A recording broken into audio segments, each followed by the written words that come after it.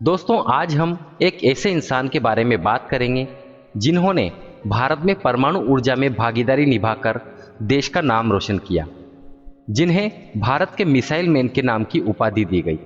हम बात कर रहे हैं डॉक्टर एपीजे अब्दुल कलाम के बारे में। आज के इस वीडियो में हम उनके जीवन से जुड़ी सभी तरह की जानकारी आपको देंगे। आइए शुरू करते हैं डॉक्टर एपीजे अब्दुल कलाम की biography. Doctor APJ Abdul Kalam सन 2002 से 2007 तक भारत के राष्ट्रपति रहे। उन्हें 1997 में भारत के सर्वोच्च नागरिक सम्मान भारत रत्न सहित कई प्रतिष्ठित पुरस्कारों से सम्मानित किया गया था। डॉक्टर एपीजे अब्दुल कलाम की भारत में परमाणु ऊर्जा में भागीदारी ने उन्हें भारत के मिसाइल मैन की उपाधि दी। उनके योगदान के कारण भारत सरकार ने उन्हें सर्वोच्च नागरिक पुरस्कार से सम्मानित किया। केंद्रीय सूचना एवं प्रसारण मंत्री प्रकाश जावड़ेकर ने 9 फरवरी 2020 को नई दिल्ली में डॉक्टर एपीजे अब्दुल कलाम की बायोपिक का फर्स्ट लुक जारी किया था। फिल्म का शीर्षक APJ Abdul Kalam the missile man था। डॉक्टर एपीजे अब्दुल कलाम सन 2002 में लक्ष्मी सहगल के खिलाफ राष्ट्रपति चुने गए थे। भारत के राष्ट्रपति बनने से पहले उन्होंने भारतीय अंतरिक्ष अनुसंधान संगठन यानी इसरो और रक्षा अनुसंधान एवं विकास संगठन यानी डीआरडीओ के साथ एरो स्पेस इंजीनियर के रूप में काम किया था। देश के अंतरिक्ष कार्यक्रम, प्रक्षेपण यान और बैलिस्टिक मिसाइल प्रौद्योगिकी विकास में उनकी महत्वपूर्ण भूमिका के लिए उन्हें मिसाइल मैन ऑफ इंडिया के नाम की उपाधि दी गई। इसके अलावा सन 1998 में उन्होंने भारत के पोखरण सेकेंड परमाणु परीक्षणों में महत्वपूर्ण योगदान भी दिया था। दोस्तों, बहुत कम लोग ये जानते हैं कि डॉक्टर एपीजे अब्दुल कलाम ने अपना कैरियर रक्षा अनुसंधान और विकास संगठन यानी डीआरडीओ के वैमानिकी विकास प्रतिष्ठान में एक वैज्ञानिक के रूप में शुरू किया था। उन्होंने इसरो में भारत के पहले स्वदेशी सैटेलाइट लॉन्च वाहन SLV-3 के एक प्रोजेक्ट डायरेक्टर के रूप में भी काम किया था। डॉक्टर एपीजे अब्दुल कलाम ने सन 2002 में भारत के राष्ट्रपति बनने से पहले प्रधानमंत्री के मुख्य वैज्ञानिक सलाहकार के रूप में भी कार्य किया था। डॉक्टर एपीजे अब्दुल कलाम का जन्म 15 अक्टूबर 1931 को रामेश्वरम के एक तमिल मुस्लिम परिवार में हुआ था। उनके पिता का नाम जैनुलाब्दीन था, जो एक नाविक थे। उनकी माता का नाम असीमा था, वो एक गृहिणी थी। डॉक्टर एपीजे अब्दुल कलाम कुल 5 भाई बहन थे। वे उन 5 भाई बहन में सबसे छोटे थे। उनकी सबसे बड़ी बहन, जिनका नाम था आसिम जोहरा, और उनके 3 बड़े भाई का नाम कासिम मोहम्मद, मुस्तफ़ा कमल और मोहम्मद मुथु मीरा लेबाई मारी कायर था। वो उनके परिवार के बहुत करीब थे और हमेशा उनकी मदद करते थे। हालांकि वो पूरी जिंदगी कुंवारे रहे। डॉक्टर अब्दुल कलाम के पूर्वज कई संपत्तियों और भूमि के बड़े ट्रैक्ट के साथ धनी व्यापारी और जमींदार थे। वे मुख्य भूमि और द्वीप के बीच श्रीलंका से किराने का सामान व्यापार करते थे और मुख्य भूमि से पामबंद द्वीप तक तीर्थ यात्रियों के लिए नौका विहार करते थे। तो उनके परिवार को मारा कलम लाइकीवार यानी कि लकड़ी की नाव चलाने वाला और फिर बाद में मारा कियर के नाम से जाना जाने लगा। लेकिन 1920 के दशक तक उनके परिवार के व्यवसाय विफल हो गए और जब तक डॉक्टर अब्दुल कलाम का जन्म हुआ तब तक वे गरीबी की हालत में थे। परिवार की मदद करने के लिए डॉक्टर कलाम ने कम उम्र में अखबार बेचना शुरू किया। स्कूल के दिनों में वे पढ़ाई लिखाई में सामान्य थे, पर नई चीज़ों को सीखने के लिए वो हमेशा तैयार रहते थे। वे हमेशा चीज़ों को सीखना चाहते थे और अपनी पढ़ाई पर वो घंटों ध्यान देते थे। उनकी मुख्य रुचि गणित विषय में थी। डॉक्टर अब्दुल कलाम ने रामनाथपुरम, तमिलनाडु से मैट्रिक की पढ़ाई पूरी की थी और बाद में उन्होंने सेंट जोसेफ कॉलेज में दाखिला लिया था और 1954 में भौतिक विज्ञान में स्नातक किया। 1955 में वे मद्रास चले गए, जहां से उन्होंने इंस्टीट्यूट ऑफ टेक्नोलॉजी में एरोस्पेस इंजीनियर की शिक्षा ग्रहण की। उनका सपना एक लड़ाकू पायलट बनने का था, लेकिन परीक्षा में उन्होंने 9वां स्थान प्राप्त किया, जबकि IAF ने केवल 8 परिणाम ही घोषित किए थे। इस वजह से वे उसमें सफल नहीं हो पाए। सन 1960 में स्नातक स्तर की पढ़ाई पूरी करने के बाद डॉक्टर एपीजे अब्दुल कलाम रक्षा अनुसंधान और विकास संगठन के वैमानिकी विकास प्रतिष्ठान में एक वैज्ञानिक के रूप में शामिल हुए। उन्होंने इन कोसपार की समिति के हिस्से के रूप में प्रसिद्ध वैज्ञानिक विक्रम साराभाई के साथ भी काम किया। उन्होंने डीआरडीओ में एक छोटा होरक्राफ्ट डिजाइन करके अपने कैरियर की शुरुआत की। अपने कैरियर की शुरुआत में उन्होंने भारतीय सेना के लिए एक छोटा सा हेलीकॉप्टर तैयार किया था। सन 1963 से 1964 तक डॉक्टर एपीजे अब्दुल कलाम ने रक्षा मैरीलैंड के ग्रीन बेल्ट में स्थित गोबार्ड स्पेस फ्लाइट सेंटर, वर्जीनिया के पूर्वी तट पर स्थित वाल्पस फ्लाइट दक्षता और वर्जीनिया के हैम्पटन में स्थित नासा के लैंगली रिसर्च सेंटर का दौरा किया। उन्होंने सन 1965 में डीआरडीओ के स्वतंत्र रूप से एक विस्तार योग्य रॉकेट परियोजना पर स्वतंत्र रूप से काम करना शुरू किया। डीआरडीओ में अपने काम से वे संतुष्ट नहीं थे और जब उन्हें 1969 में इसरो को स्थानांतरण करने का आदेश मिला तो वो खुश हो गए। वहां उन्होंने एसएलवी 3 के परियोजना निदेशक के रूप में कार्य किया। जुलाई 1980 में उनकी टीम पृथ्वी की कक्षा के पास रोहिणी उपग्रह को स्थापित करने में सफल रही। यह भारत का पहला स्वदेशी रूप से डिजाइन और निर्मित उपग्रह प्रक्षेपण यान था।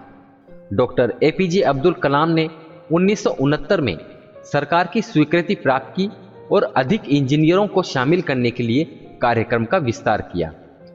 1970 के दशक में उन्होंने ध्रुवीय उपग्रह प्रक्षेपण यान यानी पीएसएलवी को विकसित करने के उद्देश्य से एक प्रयास किया ताकि भारत अपने भारतीय रिमोट सेंसिंग उपग्रह को सनसिंक्रोनस कक्षा में लॉन्च कर सके। पीएसएलवी परियोजना सफल रही और 20 सितंबर 1993 को यह पहली बार लॉन्च किया गया। सन 1970 से 1990 तक एसएलवी 3 और ध्रुवीय एसएलवी की परियोजना के विकास में डॉक्टर कलाम के प्रयास काफी सफल साबित हुए। डॉक्टर कलाम ने परियोजना वोलिएंट और प्रोजेक्ट डेविल को निर्देशित किया था, जिसका उद्देश्य एसएलवी कार्यक्रम की तकनीक का उपयोग करके बैलिस्टिक मिसाइलों को विकसित करना था, जो कि सफल रहा। डीआरडीओ द्वारा प्रबंधित एक भारतीय रक्षा मंत्रालय ने अन्य सरकारी संगठनों के साथ मिलकर 1980 के दशक की शुरुआत में आईजीएमडीपी का शुभारंभ किया। अब्दुल कलाम को इस परियोजना का नेतृत्व करने के लिए कहा गया और इसलिए वो इस आईजीएमडीपी के मुख्य कार्यकारी अधिकारी के रूप में डीआरडीओ में लौट आए। उन्हीं के निर्देशों से ही अग्नि मिसाइल, पृथ्वी मिसाइल जैसी अन्य मिसाइलों का बनना सफल हुआ। डॉक्टर एपीजे अब्दुल कलाम जी के नेतृत्व में आईजीएमडीपी की परियोजना 1988 में पहली पृथ्वी मिसाइल और 1989 में अग्नि मिसाइल जैसी मिसाइलों का उत्पादन करके सफल साबित हुई। उनके योगदान के कारण उन्हें भारत के मिसाइल मैन के रूप में जाना जाने लगा। उन्होंने जुलाई 1992 से दिसंबर 1999 तक रक्षा अनुसंधान एवं विकास संगठन के सचिव के रूप में कार्य किया और प्रधानमंत्री के मुख्य वैज्ञानिक सलाहकार भी वे रहे। डॉक्टर अब्दुल कलाम जी ने इस अवधि में हुए पोखरण द्वितीय परमाणु परीक्षण में डॉक्टर कलाम ने एक महत्वपूर्ण तकनीकी और राजनीतिक भूमिका निभाई थी और तत्कालीन प्रधानमंत्री अटल बिहारी वाजपेयी ने भारत को एक पूर्ण विकसित परमाणु राज्य घोषित किया। दोस्तों, शायद ही आप ये जानते होंगे कि सन 1998 में कार्डियोलॉजिस्ट डॉक्टर सोमा राजू के साथ डॉक्टर अब्दुल कलाम जी ने एक कम लागत वाली कोरोनरी स्टेंट विकसित की थी, जिसे बाद में कलाम राजू स्टेंट नाम दिया गया। इसके अलावा ग्रामीण क्षेत्रों में इन दोनों लोगों ने स्वास्थ्य देखभाल के लिए टेबलेट पीसीबी डिजाइन किया था, जिसे कलाम राजू टेबलेट के नाम से जाना जाने लगा। अब आइए जानते हैं डॉक्टर एपीजे अब्दुल कलाम के राष्ट्रपति के रूप में कार्यकाल के दौरान कुछ महत्वपूर्ण जानकारियां। 10 जून 2002 को राष्ट्रीय जनतांत्रिक गठबंधन यानी कि एनडीए सरकार ने राष्ट्रपति पद के लिए डॉक्टर एपीजे अब्दुल कलाम का नाम कांग्रेस अध्यक्ष सोनिया गांधी को प्रस्तावित किया था।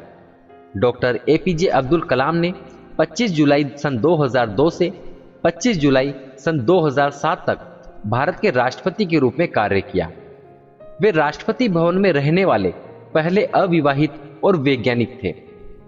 डॉक्टर एपीजे अब्दुल कलाम को राष्ट्रपति चुनाव में लगभग 9,22,884 वोट मिले थे और विपक्ष के लक्ष्मी सहगल को हराकर उन्होंने चुनाव जीता था। के.आर. नारायण के बाद डॉक्टर एपीजे अब्दुल कलाम भारत के 11वें राष्ट्रपति बने। डॉक्टर कलाम सर्वोच्च नागरिक सम्मान भारत रत्न प्राप्त करने वाले भारत के तीसरे राष्ट्रपति थे।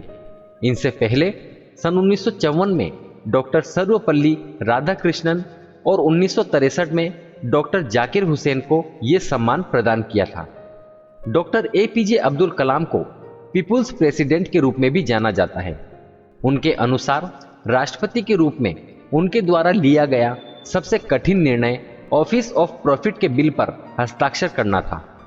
अपने 5 साल के कार्यकाल के दौरान वो भारत को एक विकसित राष्ट्र में बदलने के अपने दृष्टिकोण के लिए प्रतिबद्ध रहे। हालांकि 21 में से 20 लोगों की दया याचिकाओं के भाग्य का फैसला करने की निष्क्रियता के लिए उन्हें एक राष्ट्रपति रूप में आलोचित भी होना पड़ा था, जिसमें कश्मीरी आतंकवादी अफजल गुरु भी शामिल थे, जिन्हें दिसंबर 2001 में संसद हमलों के लिए दोषी ठहराया गया था। उन्होंने सन 2007 में फिर से राष्ट्रपति चुनाव नहीं लड़ने का फैसला किया और 25 जुलाई 2007 को राष्ट्रपति के रूप में उन्होंने पद छोड़ दिया। दोस्तों, 27 जुलाई 2015 को doctor APJ Abdul Kalam IIM Shillong में एक व्याख्यान दे रहे थे, जहां उन्हें दिल का दौरा पड़ा और उनकी स्थिति गंभीर हो गई। इसलिए उन्हें बेथानी अस्पताल में स्थानांतरित कर दिया गया, जहां बाद में कार्डियक अरेस्ट से उनकी मृत्यु हो गई। उनकी मृत्यु के कुछ समय पहले उन्होंने सृजन पाल से कुछ अंतिम शब्द कहे थे और वो शब्द थे, funny guy, are you doing well. 30 जुलाई 2015 को डॉक्टर एपीजे अब्दुल कलाम का अंतिम संस्कार उनके पैतृक गांव रामेश्वरम के पास हुआ था और उस समय लगभग 3.5 लाख लोग डॉक्टर कलाम जी के अंतिम संस्कार के अनुष्ठान में शामिल हुए थे, जिसमें भारत के प्रधानमंत्री, तमिलनाडु के राज्यपाल, कर्नाटक, केरल और आंध्र प्रदेश के मुख्यमंत्री भी शामिल थे। दोस्तों, अब तक हमने जाना डॉक्टर एपीजे अब्दुल कलाम की जीवन से जुड़ी कई महत्वपूर्ण बातों को। अब जानते हैं अब्दुल कलाम को मिले उपलब्धियां और पुरस्कार के बारे में। सन 1981 में डॉक्टर एपीजे अब्दुल कलाम को भारत सरकार ने पद्म भूषण से सम्मानित किया था। 1990 में डॉक्टर कलाम को पद्म विभूषण से सम्मानित किया गया है। 1997 में भारत रत्न जैसे सर्वोच्च नागरिक पुरस्कार से उन्हें सम्मानित किया गया। 1998 में वीर सावरकर पुरस्कार से डॉक्टर एपीजे अब्दुल कलाम को सम्मानित किया गया था। सन 2000 में अलवरस रिसर्च सेंटर चेन्नई ने उन्हें रामानुजन पुरस्कार से सम्मानित किया। 2007 में ब्रिटेन रॉयल सोसाइटी द्वारा किंग चार्ल्स सेकंड मेडल से उन्हें सम्मानित किया गया। 2008 में उन्हें सिंगापुर के नानयांग तकनीकी विश्वविद्यालय से डॉक्टर ऑफ इंजीनियरिंग की उपाधि प्रदान की गई थी। सन 2009 में अमेरिका ASME फाउंडेशन द्वारा हूवर मेडल से डॉक्टर एपीजे अब्दुल कलाम को सम्मानित किया गया था। सन 2010 में वाटरलू विश्वविद्यालय ने डॉक्टर कलाम को डॉक्टर ऑफ इंजीनियरिंग के साथ सम्मानित किया। सन 2011 में doctor APJ Abdul Kalam IEEE के मानद सदस्य बने। 2013 में उन्हें राष्ट्रीय अंतरिक्ष सोसाइटी द्वारा वॉन ब्रॉन पुरस्कार से सम्मानित किया गया। 2014 में एडिनबर्ग विश्वविद्यालय ब्रिटेन द्वारा डॉक्टर ऑफ साइंस की उपाधि से डॉक्टर एपीजे अब्दुल कलाम को नवाजा गया था। डॉक्टर एपीजे अब्दुल कलाम लगभग 40 विश्वविद्यालयों के मानद डॉक्टरेट के प्राप्तकर्ता थे। 2015 में संयुक्त राष्ट्र ने डॉक्टर कलाम के जन्मदिन को विश्व छात्र दिवस के रूप में मान्यता दी। डॉक्टर एपीजे अब्दुल कलाम की मृत्यु के बाद तमिलनाडु सरकार द्वारा 15 अक्टूबर, जो कि उनका जन्म दिवस है, उस दिन राज्य भर में युवा पुनर्जागरण दिवस के रूप में मनाने की घोषणा की। इसके अलावा राज्य सरकार ने उनके नाम पर डॉक्टर एपीजे अब्दुल कलाम पुरस्कार की स्थापना भी की। इस पुरस्कार के तहत 8 ग्राम का स्वर्ण पदक और 5 लाख रुपए नगद दिए जाते हैं। ये पुरस्कार उन लोगों को दिया जाता है जो वैज्ञानिक विकास, मानविकी और छात्रों के कल्याण को बढ़ावा देने के काम करते हैं।